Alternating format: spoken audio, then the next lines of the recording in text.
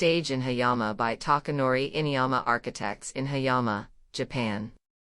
This project is a house for a family who likes interior design, built in Hayama-cho, Kanagawa Prefecture. The site has a large garden due to the rebuilding of two houses existing and has a topography difference due to a gentle slope, leading from a cliff on the neighboring site on the south. Considering lighting, the building was placed on the north side of the site, away from the cliff on the south side, with a garden on the south side, and the trees on the neighboring nature and tree were used as a borrowed landscape. Therefore, I arranged living space 1m upper from the first floor and the terrace that is called a stage, that is connecting inside to the garden area seamlessly.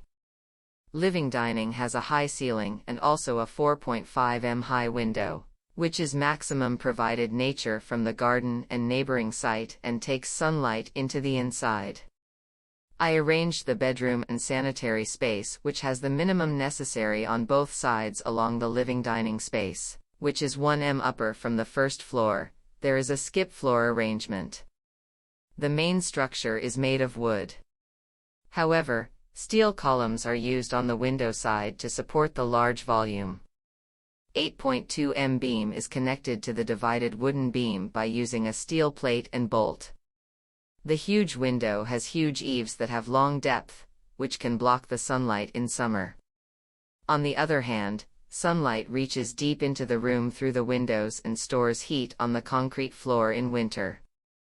The walls of the living dining space are finished in different materials to create different impressions, depending on the direction of the furniture.